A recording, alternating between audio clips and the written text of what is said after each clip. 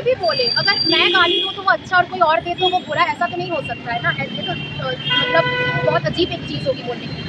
इसीलिए मैं बोल रही हूँ कि ये जो जातिवाद है ये बहुत डीप रूटेड एक चीज़ है समाज में। हम बोलेंगे कि कैंपस में ना हम लोग इस बॉडी को बना के यहाँ तक ही हम सीमित रखेंगे, वो सीमित हो जाएगी क्योंकि उस बॉडी के अंदर भी कितना रिप्रेजेंटेशन आएगा इसको लेते हुए कोई बात आएगा। तो 1 महीने तक इंतजार करेंगे कि इसके कि कोई अगर गलत आज होगा तो हम 1 महीने बाद जब हमें परमिशन मिलेगा उसके बाद हम प्रोटेस्ट करते क्या। हमें तो बोलना और इम्प्लीमेंटेशन दोनों को तो मिला के देखना है ना कि वो जो बोल रहे हैं क्या वो एक्चुअली में कर रहे हैं। अगर वो एक्चुअली में करते तब तो हम लोग सब खुश होते हैं, हमें तो प्रोटेस्ट करना ही नहीं पड़ता। किसको शौक है कि वो अपना पीएचडी का काम छोड़ के यहाँ पे प्रोटेस्ट को जो मोलेस्टेशंस फेस करने पड़े हैं बहुत दफ़ा जिसके ऊपर कोई कार्रवाई नहीं हुई है वो हमें फेस करना नहीं पड़ेगा। हमें वायलेंस चाहिए, हम वायलेट भी पीसफुली कर रहे हैं। हम वहाँ पे खड़े होकर हम उनका अगर ऑर्डर है 5 लोगों का 5 लोग हम वहाँ पे प्रेस को एड्रेस करने के लिए खड़े हुए हैं।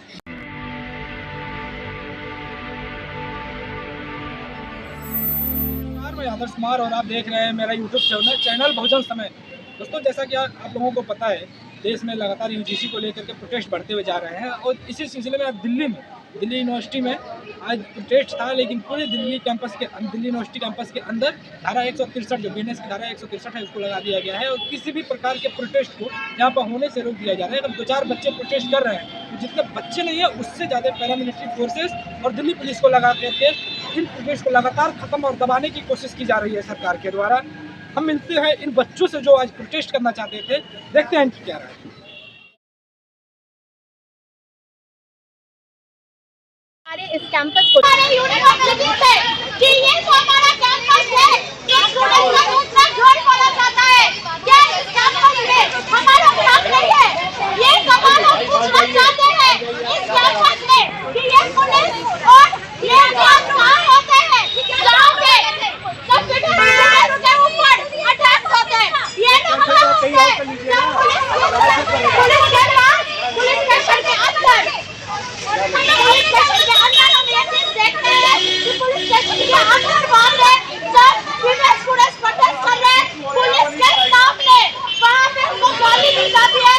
पूरे रिक्लेम करने का जो प्रयास है इसको हम लोग और तेज करें। और कुछ सवाल मेरे जो है दिल्ली कैंपस और दिल्ली पुलिस से भी है कि जब आप बात है कि इतने सीनियर और जाने माने इंटेलेक्चुअल वहाँ पे आए हैं, वो स्टूडेंट्स के सामने बात रख रहे हैं और वो ऐसा नहीं है, उनको देश में सबको ही जानते हैं और इतने बुजुर्ग एक इंसान है। मतलब अगर आप नहीं भी जानते हो, आइडियोलॉजी के लिए आप अलाइन भी नहीं करते हो, लेकिन मेरे सामने अगर कोई बुजुर्ग इंसान मेरे से बहुत सीनियर इंसान खड़ा रहेगा, माई कल्चर सेज कि मुझे उनसे रिस्पेक्टफुली बात करना है। अगर वो मुझे अपोज भी करना है तो वो भी रिस्पेक्टफुली किया जा सकता है। लेकिन उस दिन हमने जो देखा कि उनके ऊपर कचरे का डब्बा, उनके ऊपर पानी, ये सब कुछ फेंका जाता है, वो तो उनकी हिम्मत है कि वो वहाँ पे डटे रहे और अपनी बात को कंप्लीट किए। लेकिन एबीवीपी और यूनिवर्सिटी प्रशासन द्वारा जो लगातार ये अटैक हो रहे हैं जनवादी आंदोलन के ऊपर, जनवादी मत के ऊपर, ये बहुत ही कंडेमेबल है और शर्मनाक एक चीज़ हम अपने यूनिवर्सिटी में देखते हैं। एक सवाल कि ये जो पानी फेंकने की घटना हुई थी ये उस प्रदर्शन के एक दिन पहले की घटना थी या उसी दिन की थी, और क्या उसके बाद पुलिस ने कोई कार्रवाई की थी उस पर? कोई कार्रवाई नहीं हुई है।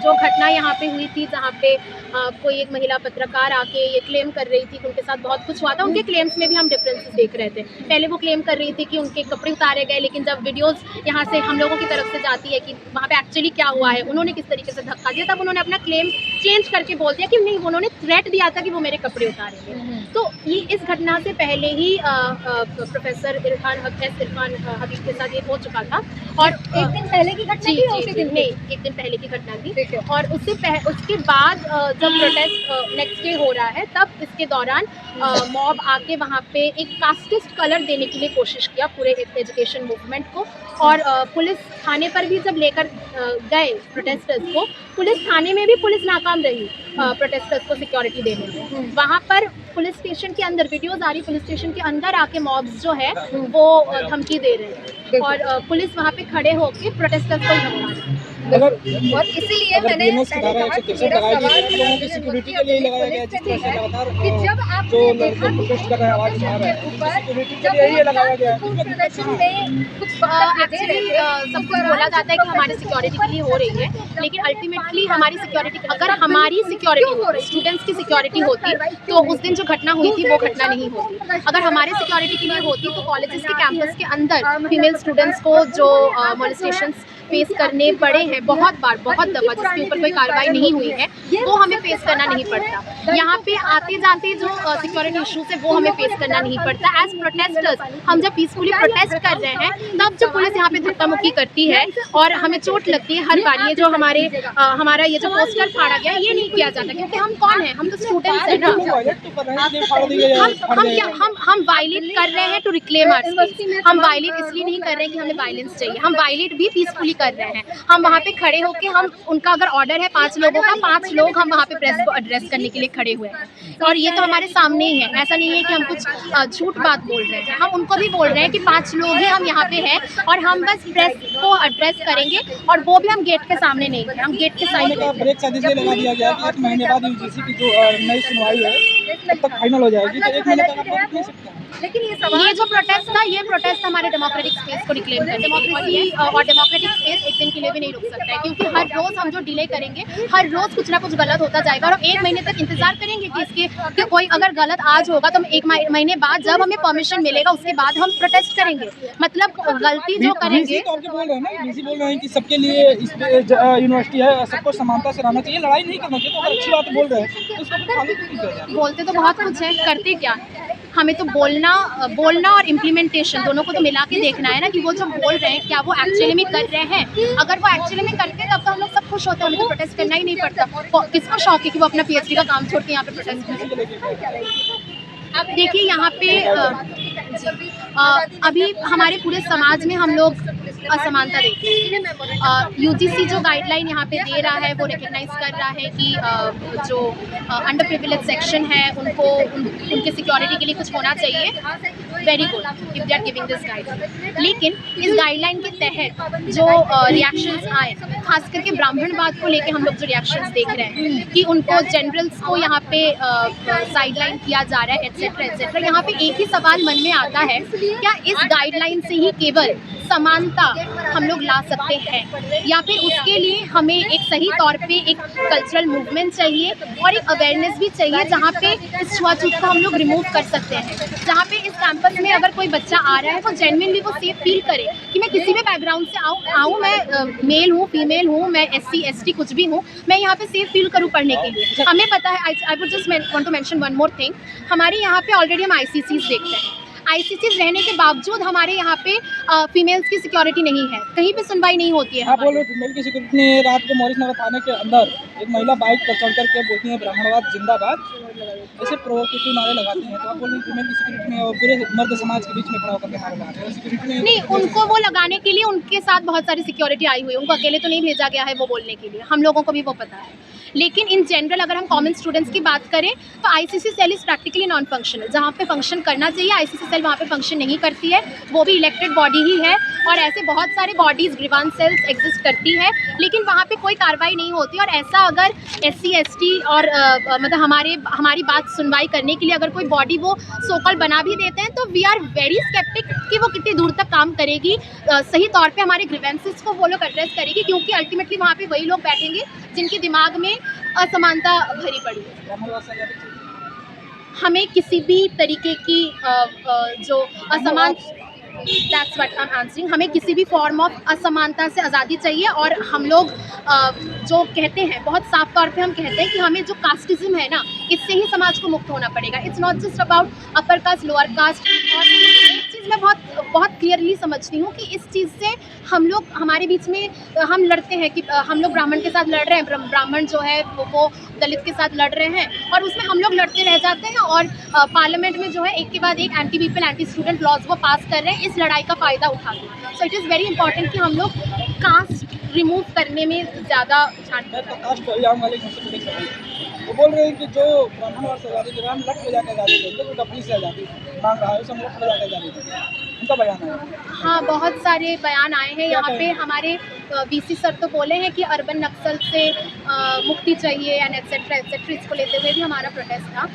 असल में वो लठ बजा के और कच्छा पहन के वो लोग पता नहीं किसको भगाना चाहते हैं, लेकिन जो लोग एक प्रॉपर कल्चर के साथ यहाँ पे मौजूद होते हैं, पीसफुली प्रोटेस्ट करते हैं सही मांगों के साथ, उनको लठ बजा के तो वो लोग दमन नहीं कर सकते, क्योंकि हमारे सामने भगत सिंह, नेताजी, अशफाकुल्ला खान का विचार लेके हम लोग चलते हैं और उनकी हिम्मत लेके हम लोग ये प्रोटेस्ट करते हैं। अच्छा, एक सबसे बड़ा जो क्वेश्चन आ रहा है निकल करके कि आप जो जातिवाद बोल रही हैं कि जो बहुत ही बारीक और महीन जातिवाद अब चालू हो गया है इंटरव्यूज को लेकर के, तो उसे आप कभी फेस करेंगे?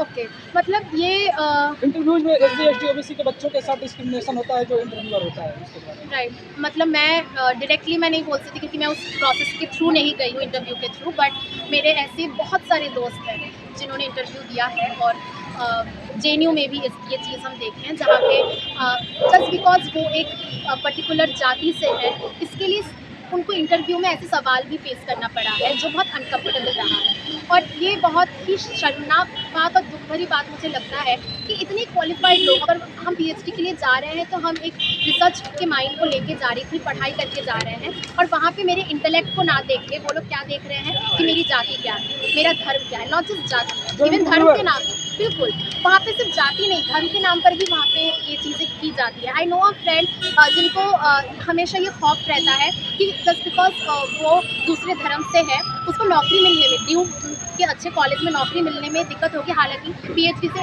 हिस्ट्री से PhD कर रखे हैं। इन्हों के ऊपर एक और आरोप इस समय बच्चे लगा रहे हैं कि जो अभी की जो गवर्नमेंट आई है, जो प्रोफेसर ला रही है, जो संघ की शाखा में प्रोफेसर जाते हैं वह आ रहे हैं और वो इनकॉम्पिटेंट हैं अपने सिलेबस को लेकर के, या उनको पूर्ण नॉलेज नहीं है, इसको लेकर के आरोप इन्हों से ही लगाए, इसको लेकर के बिल्कुल सही आरोप है और ये हम लोग देख रहे हैं। प्रोफेसर इनकॉम्पिटेंट है? बिल्कुल इनकॉम्पिटेंट है। हम कॉम्पिटेंट टीचर्स किनको मानते हैं, जो हमें अच्छे मार्क्स देते हैं उनको नहीं, जो एजुकेशन को सोसाइटी के साथ इंटीग्रेट करके पढ़ा सकते हैं, और ऐसी टीचर्स की कमी हमें हर रोज़ महसूस होती है, क्योंकि वो लोग हर रोज़ एक तो है कि आजकल हम देख रहे हैं कि टिफिन ब्रेक्स भी नहीं आते हैं कॉलेजेस में। सुबह 8 बजे से लेकर 5:30 बजे तक क्लास चलती है। क्या क्लास चलती है? सेक और जैक। क्या पढ़ाया जाता है? Art of being happy. इधर फ्री हाइक कर रहे हैं, बच्चों को दुखी कर रहे हैं, और इधर आर्ट ऑफ बीइंग हैप्पी पढ़ा रहे हैं। ये सिचुएशन है। उसमें वैदिक मैथमेटिक्स पढ़ा रहे हैं। वैदिक मैथमेटिक्स का क्लास शुरू हो रहा है प्रणाम करके। मतलब इतना अनसाइंटिफिक एक अप्रोच लिया जा रहा है, क्योंकि एक सेक्युलर कैंपस है, यहाँ पे हर एक धर्म का बच्चा है। हम कोई एक धर्म का प्रथा वहाँ पे एजुकेशन में क्यों फॉलो करें? तो ऐसे में जिन टीचर्स को लाया जा रहा है वो किस मानसिकता से वहाँ पे आ रहे हैं, किस कॉम्पिटेंस से आ रहे हैं और क्यों आ रहे हैं, ये हमें समझ में आ रहा है। और इसीलिए ही इतना जो भेदभाव हम देख रहे हैं इसीलिए ही हो रहा है, क्योंकि एक बहुत पर्टिकुलर सेक्शन के लोगों को ही यहाँ पे डाला जा रहा है। इसीलिए उस पर्टिकुलर सेक्शन के अलावा बाकी हर एक सेक्शन के लोगों को यहाँ पे डिफरेंसेस और डिविजिव पॉलिटिक्स को फेस करना है। किसी आपको क्या लगता है कि नई गाइडलाइन लेकर आई है जिससे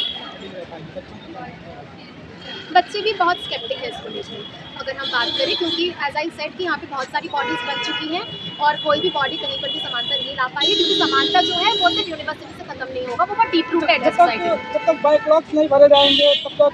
अच्छा, एक और जो इम्पोर्टेंट सवाल है, एक क्लास 8 सवाल है, जो बोला जा रहा है कि अगर किसी को जाति से सब बच्चे बोल रहे हैं उससे दिक्कत है, या जो VC बोलते हैं, प्रोफेसर बोलते हैं, प्रोफेसर होते हैं, कोई भी बोले, अगर मैं गाली दूँ तो वो अच्छा और कोई और दे तो वो बुरा, ऐसा तो नहीं हो सकता है ना। ऐसे तो मतलब बहुत अजीब एक चीज़ होगी बोलने की। इसीलिए मैं बोल रही हूँ कि ये जो जातिवाद है ये बहुत डीप रूटेड एक चीज़ है समाज में। हम बोलेंगे कि कैंपस में ना हम लोग इस बॉडी को बना के यहाँ तक ही हम सीमित रखेंगे, वो सीमित हो जाएगी, क्योंकि उस बॉडी के अंदर भी कितना रिप्रेजेंटेशन आएगा इसको लेते हुए कोई बातचीत नहीं है, वो कैसे एक्ट आउट करेगा इसको लेते हुए कोई बातचीत नहीं है।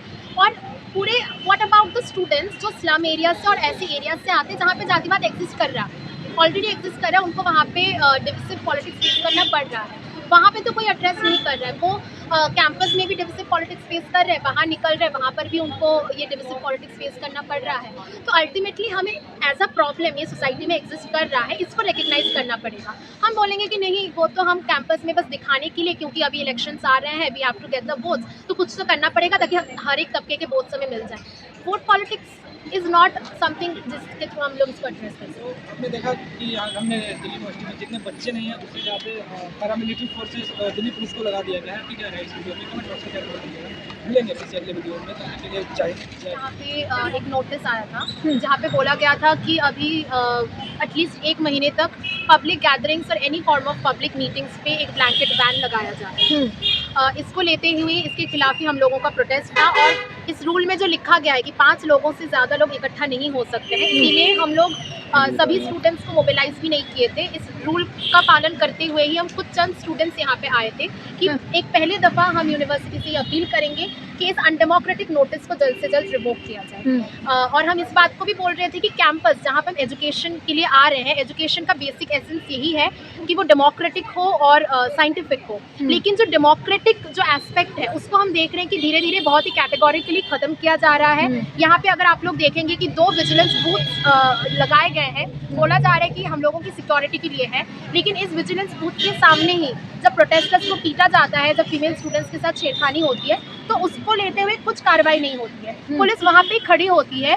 और प्रोटेस्टर्स के साथ वहाँ पे गलत होता है, लेकिन पुलिस वहाँ पे कुछ नहीं करती है। प्रोटेस्टर्स के पूरे खानदान को वहाँ पे रेप थ्रेट्स दिया जाता है, लेकिन पुलिस वहाँ पे एक लफ्ज़ भी नहीं बोलती है। तो ऐसे में हम लोग यही सवाल उठा रहे हैं कि आप सिक्योरिटी तो नहीं दे पा रहे हो, लेकिन जो थोड़ा बहुत डेमोक्रेसी यहाँ पे बचा था, हम जो यहाँ पे फी हाइक हो या फिर और भी जो एजुकेशनल इश्यूज़ हैं जिनको लेते हुए हम यहाँ पे बोल रहे थे, उसको लेकर भी आप लोगों को दिक्कत है और आप लोग उन इश्यूज़ को एड्रेस किए बिना आप क्या कर रहे हो, आप डेमोक्रेसी को ख़त्म कर रहे हो। स्टूडेंट्स ना बोल पाए, स्टूडेंट्स को इतना असाइनमेंट के नीचे वो दबा के रख रहे हैं कि पड़ोसी का अगर घर भी जलेगा तो वो ये बोलेंगे कि भाई पहले हम असाइनमेंट कर लेते हैं, उसके बाद हम देख लेंगे कि वहाँ पे क्या हो रहा है। ये स्थिति आज हमारे इस यूनिवर्सिटी में, जिसको हम लोग सेंट्रल प्रीमियर इंस्टीट्यूट बोलते हैं, दिल्ली यूनिवर्सिटी। लेकिन ये नियम कानून इस वक्त जो लगाए गए हैं उसके पीछे दलील ये दी गई है कि आपको प्रोटेस्ट करने की, आपको आवाज़ उठाने की आज़ादी थी, लेकिन बाद में आप लोगों ने इसे राजनीतिक अखाड़ा शुरू कर दिया।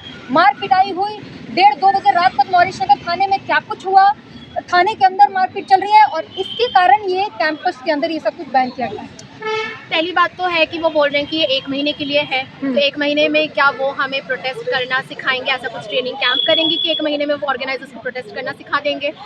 दूसरी बात है, जितना हम दिल्ली यूनिवर्सिटी को जानते हैं, एक बार कोई चीज़ वो इम्पोज कर देते हैं, चाहे वो फी हाइक हो या ऐसे ब्लैंकेट बैन्स हो, वो हमेशा के लिए रह जाता है। वो ये एक प्रोहिबिटरी ऑर्डर है, ये वो चाहते हैं कि हम आवाज़ ना उठाएं, because whenever we are educated the young minds tend to question, और ये क्वेश्चनिंग एटीट्यूड उनको नहीं चाहिए, इसीलिए ब्लैंकेट बैन है। सेकेंड चीज़ जो आप बोल रहे हैं कि मॉरिस नगर में जो हुआ था उसकी भी वीडियोज़ है और हमें साफ तौर पे वहाँ पे दिख रहा होता है कि कौन क्या बोल रहा है, कौन है जो उसको एक कल्चर के साथ रेजिस्ट कर रहा है और कौन है जो वहाँ पे ब्राह्मणवाद और दूसरी चीज़ें, इवन जेंडर को लेते हुए भी, माँ बाप को भी बीच में लाते हुए कौन गाली दे रहा है, और ये बहुत साफ तौर पे हमारे सामने है।